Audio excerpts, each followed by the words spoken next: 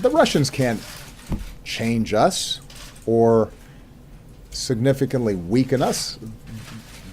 They are a smaller country. They are a weaker country. Their economy doesn't produce anything that anybody wants to buy except oil and gas and arms.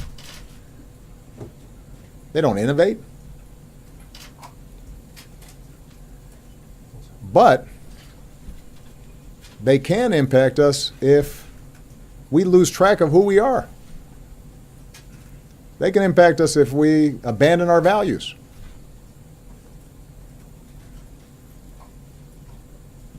Mr. Putin can weaken us just like he's trying to weaken Europe if we start buying into notions that it's okay to intimidate the press or lock up dissidents or discriminate against people because of their faith or what they look like.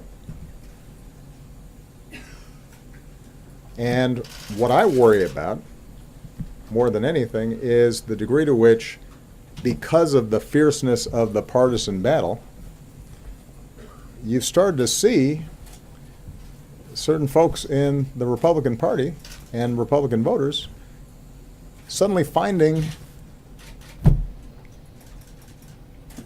a government and individuals who stand contrary to everything that we stand for as being okay because that's how much we dislike Democrats. I mean, think about it. Some of the people who historically have been very critical of me for engaging with the Russians and having conversations with them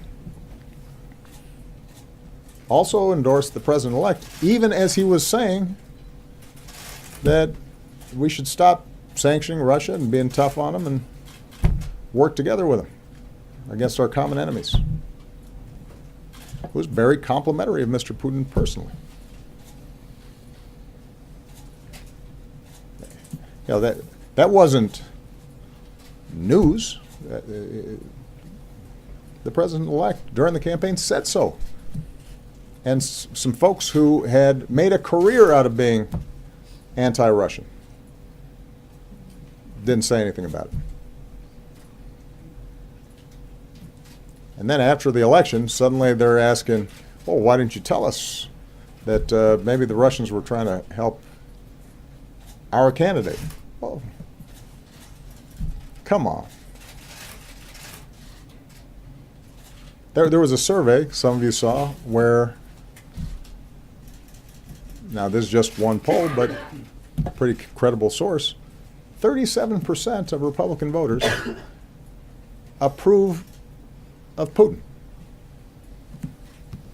Over a third of Republican voters approve of Vladimir Putin, the former head of the KGB. Ronald Reagan would roll over in his grave. And how did that happen? It happened in part because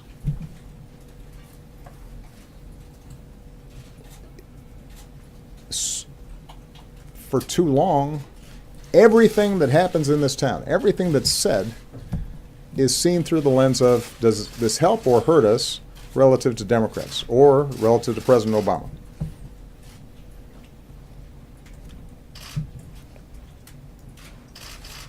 And unless that changes, we're going to continue to be vulnerable to foreign influence because we've lost track of what it is that we're about and what we stand for.